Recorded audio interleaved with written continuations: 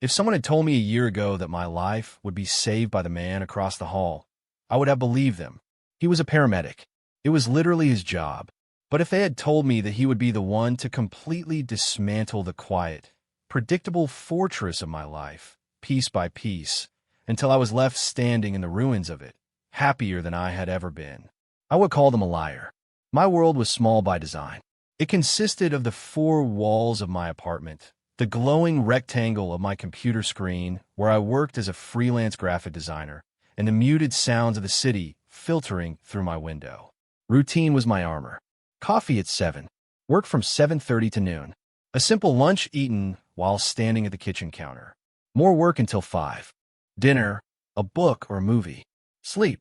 Repeat. It was a life measured in keystrokes and pixel-perfect alignments. A life of control. And then there was him, Marcus. He lived in 3B, directly across the narrow, beige-carpeted hallway from my own 3A. He was not a part of my routine. He was a disruption, a variable I could not account for. I knew his name from the little slip of paper on his mailbox, but we had never spoken a word beyond the obligatory, tight-lipped nod when our schedules unfortunately collided. He was big, not just tall but broad, solid, as if he were carved from something denser than the rest of us. He moved with a quiet economy that always seemed to border on irritation, his heavy work boots thudding against the floor with a finality that made my floorboards vibrate. Most days, I only saw him in his uniform. The dark blue fabric always seemed stretched tight across his shoulders and chest, the crisp lines a stark contrast to my own perpetual uniform of soft, worn-out t-shirts and gray sweatpants. He had a jaw that looked like it could crack walnuts and a permanent shadow of stubble that I imagined would be rough as sandpaper. His eyes, on the rare occasions I was brave enough to meet them, were a deep, serious brown. They never lingered. They scanned, assessed, and dismissed. He was, in my carefully curated and quiet world, an exclamation point. Loud, intrusive, and utterly, terrifyingly compelling. My observation of him was a secret hobby, a dangerous indulgence.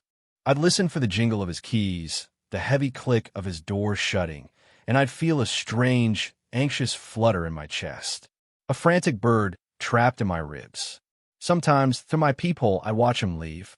The sheer physical presence of him filled the entire frame. He'd run a hand over his short-cropped dark hair, a gesture of weariness that seemed at odds with his powerful build. He looked like a man who carried the weight of things. Not just the medical bags and equipment, but something heavier. I told myself my fascination was simple curiosity, an artist's interest in a compelling subject. It was a lie, of course. A neat, tidy lie I used to keep the truth locked away. The truth was a messy, chaotic thing. It was a longing so sharp it felt like a physical ache. It was a desire to know what it would feel like to be the focus of those serious brown eyes, not as a neighbor, not as a nuisance, but as something more. The distance between our doors was maybe 10 feet. It might as well have been a continent. He was a man of action, of sirens and emergencies. I was a man of shadows and silence. We were two different species, occupying the same hallway by a strange twist of fate. The barrier between us was made of my fear, his apparent indifference, and 1,000 unspoken assumptions. And for a long time, it felt utterly insurmountable. Then came the day my body decided to betray me. It started with a new Thai place I ordered from, a reckless deviation from my usual, predictable rotation of 3 trusted restaurants. The first sign was an itch, a tingling on my tongue that quickly spread to my throat. My stomach twisted into a knot of bees. I dismissed it, indigestion, but then my breath started to catch. Each inhalation was a thin, wheezing thing, a desperate pull for air that wasn't coming. Panic, cold and sharp, sliced through me. My reflection in the hallway mirror was a stranger. My face was flushed, my lips swelling. Red welts were blooming across my neck. Anaphylaxis. The word screamed in my head. I had a known peanut allergy, but I was always so careful, so meticulous. My carefully constructed world was collapsing inward. My routine, my control, shattered by a single mislabeled ingredient. My fingers, clumsy and shaking, fumbled with my phone. I stabbed at the screen, trying to dial for help. The numbers swam before my eyes. My lungs were on fire. The world was narrowing to a dark, roaring tunnel. I dropped the phone. It clattered on the hardwood floor.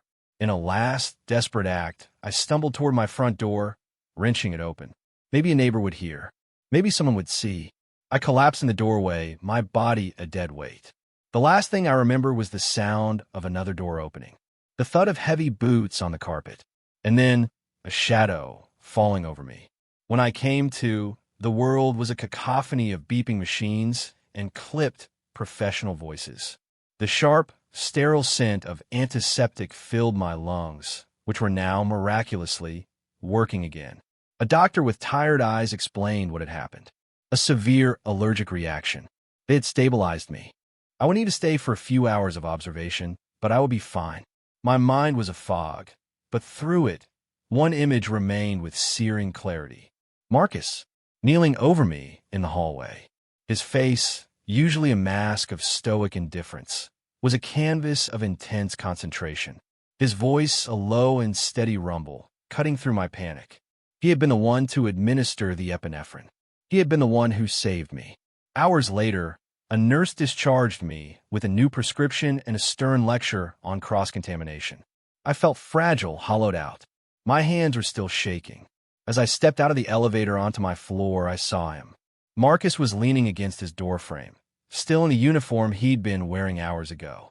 He looked exhausted. The harsh hallway light carved deep lines around his eyes. He pushed off the wall as I approached. "You okay?" His voice was rough, deeper than I'd imagined. I just nodded, unable to form words. My throat felt raw. "Good." He gestured toward my door. "Let's get you inside." It wasn't a question. It was a command. A quiet, firm order that I had no energy to resist. I fumbled with my keys, my fingers still feeling disconnected from my brain. He took them from my trembling hand, his fingers brushing against mine. A jolt, a tiny spark of electricity that had nothing to do with my near-death experience. He unlocked the door and pushed it open, stepping back to let me pass. But he didn't leave. He followed me inside. He followed me into my quiet, solitary world. The silence in my apartment was different with him in it. It was no longer peaceful. It was charged, occupied territory. He stood awkwardly in the middle of my living room, his large frame seeming to shrink the space around him. He looked out of place amongst my minimalist furniture and carefully arranged books. A bull in a china shop. "I'm just going to make sure you're okay," he said, the words sounding rehearsed. No secondary reaction. It can happen. I sank onto my sofa, my legs suddenly feeling like jelly. I watched him as he moved to the kitchen. He opened a cupboard without asking, found a glass, and filled it with water from the tap. He brought it to me. Up close, he was different. The intimidating wall of a man I saw in the hallway was gone. I could see the faint lines of exhaustion radiating from his eyes. There was a small, white scar that cut through his left eyebrow, a detail I'd never noticed from a distance. His hands, the ones I'd seen so capably handle the EpiPen that saved my life, were calloused and scarred, but they held the glass of water with a surprising gentleness. This was not the antagonist from my daydreams. This was just a man, a tired man. "Drink," he said softly. I took the glass, our fingers brushing again. This time the jolt was stronger, a current that ran straight up my arm and settled as a hot coal in my stomach. I drank, the cool water a balm on my raw throat. He watched me, his expression unreadable. Then he reached out, his movements slow, deliberate. "Let me check your pulse." Before I could answer, his fingers were on my wrist. 2 fingers, pressing lightly against the delicate skin. His thumb rested on the inside of my arm, a point of searing heat. My heart, which had just started to calm down, kicked into a frantic, panicked rhythm. A frantic, trapped bird beating its wings against the cage of my ribs. He must feel it. He must know. His brow furrowed slightly. "It's a little fast adrenaline." I croaked, the word tasting like a lie. He held my wrist for a moment longer than necessary. His thumb stroked my skin, a small, almost imperceptible movement. My breath hitched. Was that professional? Paramedics don't do that, do they? He finally let go, and the absence of his touch was a cold shock. You should rest, he said, his voice still low.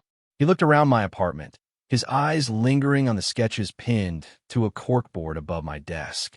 You're an artist? Graphic designer, I clarified, my voice barely a whisper. He nodded, his gaze returning to me. Right, for the first time, the power dynamic between us felt level. He was the one who had burst into my life, a force of nature, but now, standing in my space, surrounded by my things, he seemed less like a storm and more like a man seeking shelter. I was the patient, the victim, but he was the one who looked adrift. I, the quiet observer, was now the one being observed, cared for, and it was terrifying and wonderful. He didn't leave. He said he would stay for an hour, just to be safe. He settled into the armchair opposite my sofa, the piece of furniture dwarfed by his frame. He didn't turn on the television or look at his phone. He just sat, the silence stretched, thick and heavy with unspoken things. The city lights began to glitter outside my window, painting stripes of gold and white across the floor. My apartment, usually a sanctuary of solitude, now felt like an intimate, isolated stage, a bubble suspended in the night. Thank you, I said, the words feeling small and inadequate. He just shrugged, his broad shoulders lifting and falling. It's my job. Still another silence. I could hear the hum of my refrigerator, the distant wail of a siren that felt a world away. Must be a tough job, I offered, desperate to fill the quiet. He looked out the window, his profile etched against the dark glass. Sometimes he ran a hand over his face, the gesture I'd seen so many times through my peephole. He looked different now, not just weary, vulnerable. You see a lot of bad stuff. You see people on the worst day of their lives. He turned his head to look at me, and his eyes were dark pools of something I couldn't name. And sometimes you get there in time. That's the good part. Was I the good part of his day? The thought sent a fresh wave of heat through me. I've seen you, he said, his voice dropping even lower. In the hallway, leaving for a run sometimes. You're always focused. In your own world, my stomach did a slow, sickening flip. He noticed me, not just as a piece of the scenery, but as a person. I always thought you were annoyed. I admitted, the confession tumbling out before I could stop it. You always look so serious. Intense, a small, humorless smile touched his lips. Intense? Most of the time, I'm just trying to remember if I locked my door, he sighed. The job makes you compartmentalize. You build walls. It's hard to take them down. We weren't talking about his job anymore. We were talking about the 10 feet of hallway between our apartments. We were talking about the distance I had believed was a continent. I get that, I said softly. My walls are just made of pixels and quiet. His gaze was steady, unwavering. For the first time, he was truly looking at me, seeing me. And I felt stripped bare, my carefully constructed armor of solitude melting away under the heat of his attention. He stood up, and my heart sank. He was leaving. The bubble was about to burst. He took a step toward me, then another. He stopped in front of the sofa, looming over me. He reached out a hand, and for a wild, insane moment, I thought he was going to touch my face. But his hand landed on my knee. Just that, his large, warm palm resting on the thin cotton of my sweatpants. The touch was a brand, a claim. He didn't move it. He just stood there, his hand on my knee, his eyes locked on mine. The air grew thick, heavy. I couldn't breathe. I couldn't think. There was only the weight of his hand, the heat of it seeping through the fabric, sinking into my skin, into my bones. His eyes searched my face, 1,000 questions in their dark depths. And in that moment, I knew that the fascination wasn't one-sided. The longing wasn't just mine. He leaned down slowly, hesitantly. His other hand came up, cupping my jaw, his callous thumb stroking my cheek. The roughness of his skin was an anchor in the dizzying, spinning world. This is happening. This is actually happening. His lips met mine. It wasn't a frantic, passionate kiss like in the movies. It was slow, questioning, a gentle pressure, a tentative exploration. It tasted of coffee and exhaustion and a deep, unspoken loneliness that mirrored my own. It was the most honest thing I had ever felt. I leaned into him, my hand coming up to rest on his chest. I could feel the frantic, heavy beat of his heart under my palm.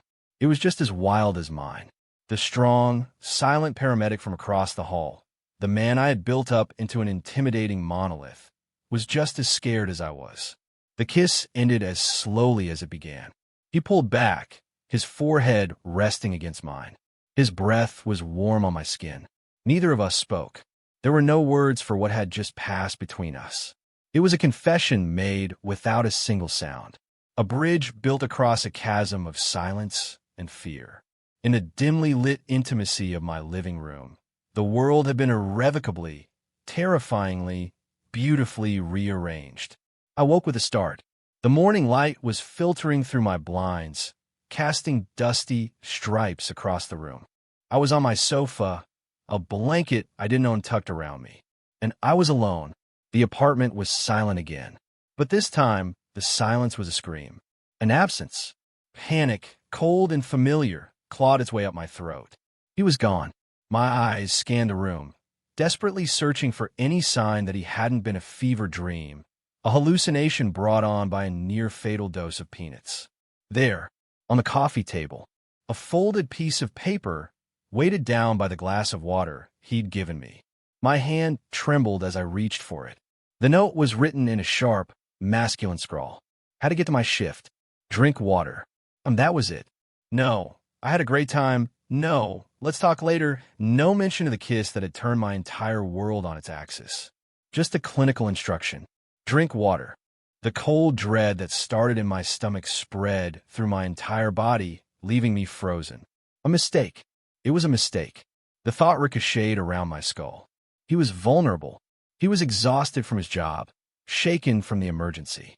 He saw me, pathetic and weak, and felt a moment of pity, a fleeting connection born from adrenaline and proximity. And in the cold, harsh light of morning, he regretted it. The brevity of the note was a slap in the face, a dismissal. He couldn't get out of my apartment fast enough. I crumpled the paper in my fist, the sharp edges digging into my palm. How could I have been so stupid? How could I have let my guard down so completely? For a few short hours, I had allowed myself to believe that the impenetrable man from across the hall could want someone like me. Someone quiet, someone anxious, someone who spent more time with fictional characters than real people. I was a fool. The self-recrimination was a bitter poison. I felt exposed, raw, as if he had peeled back every layer of my carefully constructed defenses and seen the pathetic, lonely creature underneath, and then walked away. My solitude, once a comfort, a deliberate choice, now felt like a life sentence. The silence of my apartment, once peaceful, was now mocking. It was filled with the ghost of his presence, the indentation on the armchair cushion, the scent of his soap lingering in the air, the memory of the weight of his hand on my knee. The next 24 hours were a special kind of hell. Every creak of the floorboards in the hallway sent a jolt of panic through me. Every time I heard the elevator doors open, my breath would catch in my chest. I didn't work. I couldn't focus. I just paced my apartment like a caged animal, my mind a relentless loop of the kiss, the note, the silence. On the second day, I ran out of milk. A simple problem with a simple solution. But the thought of opening my front door, of potentially seeing him in the hallway, was paralyzing. What would I say? What would he do? Finally, after an hour of internal debate, I took a deep breath and pulled the door open. And there he was. He was walking toward the elevator, gym bag slung over his shoulder. He saw me. Our eyes met for a fraction of a second. I saw a flicker of something in his expression. Panic? Regret? Then it was gone, replaced by the familiar, stoic mask. He gave me a curt, tight nod, the same empty gesture from before all of this happened. And then he turned his back, jabbing the elevator button with more force than necessary. He didn't say a word. He didn't even look at me again. The elevator doors opened, and he disappeared inside. The finality of it was a punch to the gut. It was a confirmation of all my worst fears. I was nothing. The night we shared was nothing. An anomaly he was desperate to forget. I stumbled back into my apartment, the door clicking shut behind me, sealing me back inside my prison of silence. The fortress I had built to protect myself was now the very thing that was suffocating me. And it was a fortress for one. Late that night, I was sketching, trying to lose myself in the familiar comfort of lines and shadows. But my hands were unsteady. My mind was elsewhere. Every line I drew seemed to form the curve of his jaw, the shape of his shoulders. He had infected my art. He had infected my silence. Then a knock on the door. Not a polite tap. A hard, urgent rap of knuckles against wood. My heart leaped into my throat. It couldn't be. I froze, pencil clutched in my hand. Maybe if I stayed quiet, they would go away. Another knock, louder this time. Leo, my name. My name in his voice, rough and strained, through the solid wood of the door. My body moved before my brain could object. I was on my feet, crossing the room, my hand on the doorknob. This was a terrible idea. A recipe for more heartache. I opened the door. Marcus stood there, looking worse than I'd ever seen him. He wasn't in his uniform. He was wearing a faded gray t-shirt and jeans. His hair was a mess, like he'd been running his hands through it over and over. And his eyes. The confident, stoic mask was completely gone. In its place was a raw, desperate vulnerability that mirrored my own. He looked wrecked. Can I come in?" he asked, his voice barely a whisper. I stepped back, holding the door open. He walked past me, the scent of rain and exhaustion filling my small entryway. He stopped in the middle of the room, the same spot as before, but this time he didn't look out of place. He looked like he was exactly where he was supposed to be. He turned to face me, his hands shoved deep in his pockets. "I'm sorry," he said, the word a rush of air. "I'm so sorry." I just stared at him, my mind blank. "I'm an idiot," he continued, pacing a short, tight line on my rug. I panicked. The note, the hallway. "I'm a coward." He stopped pacing and looked at me, his eyes pleading. That's never happened to me before. With a guy, oh. The single word landed in the center of my chest, and everything began to shift. The narrative I had written in my head, the one where I was a pathetic object of pity, began to crumble. "It wasn't a mistake," he said, his voice cracking on the last word. "It was the first real thing I've felt in a long, long time, and it scared the hell out of me." He took a step closer. I was scared of what it meant. I was scared of screwing it up. So I did what I always do. I put up a wall. I ran. He looked down at his boots. "The last 2 days have been miserable. Every time I closed my eyes, I was back in this room, with you. And every time I walked down that hallway, it felt like I was walking away from the only good thing that's happened to me in years." The silence that followed was different. It wasn't empty or mocking. It was full of his confession, his fear, his hope. I was scared too. I heard myself say, my voice trembling, "I thought you regretted it. I thought it was pity." He looked up, his expression horrified. "Pity? Leo, no.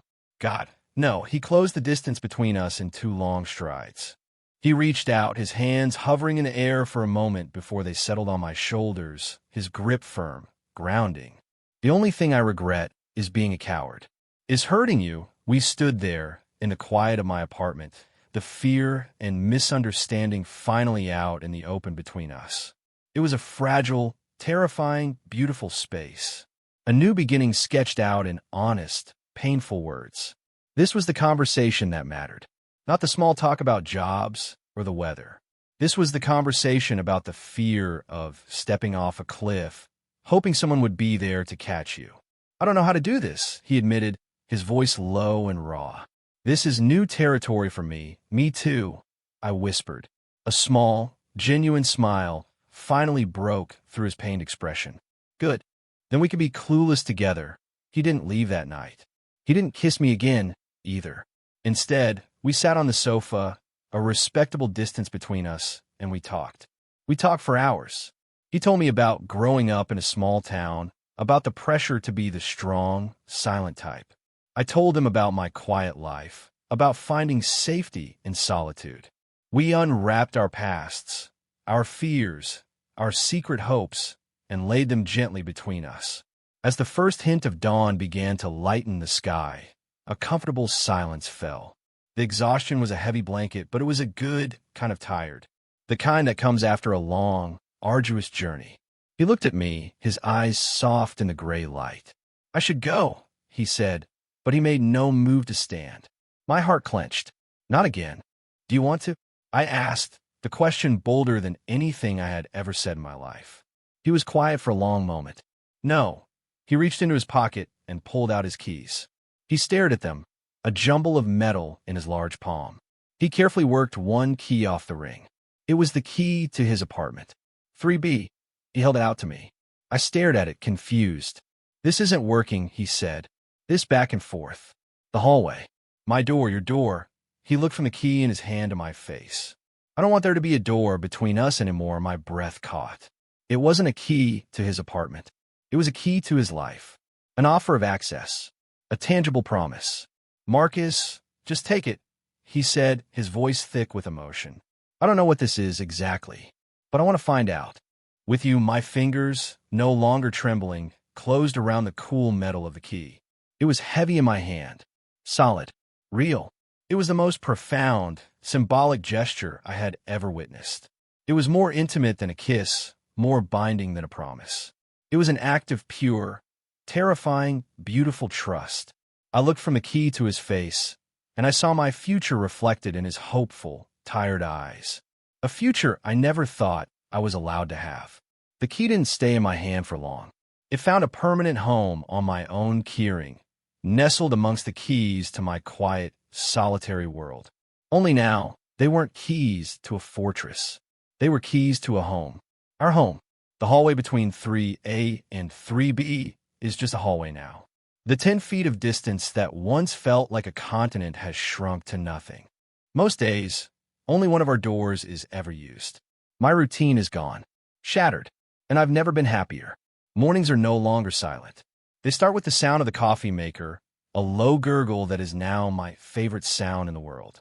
They start with Marcus, his hair a mess from sleep, his arms slung around my waist as we wait for the caffeine to kick in. His bulky paramedic jacket is now a permanent fixture, draped over the back of my minimalist armchair, a splash of dark blue in my world of muted grays. It smells like him, a faint scent of antiseptic, coffee, and safety. My apartment, once a sanctuary of solitude, is now filled with the comfortable clutter of a shared life. His heavy work boots by the door, his favorite mug next to mine on the drying rack. The sound of him laughing at some stupid show on TV. We fall asleep on the sofa most nights, a half-watched movie playing to an empty room. There's no anxiety, no fear of waking up alone. Just the steady, comforting weight of his body next to mine. The rise and fall of his chest. The soft sound of his breathing. Sometimes I watch him sleep. I trace the line of that small scar in his eyebrow, the one I could only see when he let me get close. I think about the man I thought he was, that intimidating, serious stranger from across the hall. He wasn't a disruption to my life. He was an awakening. He was the plot twist I never saw coming, the one that took my quiet, predictable story and turned it into an epic romance. He didn't just save my life that day in the hallway. He saved me from a life half-lived, a life spent behind walls of my own making. He crashed in my world, and in the beautiful, chaotic wreckage, we built something new, something real, something called home.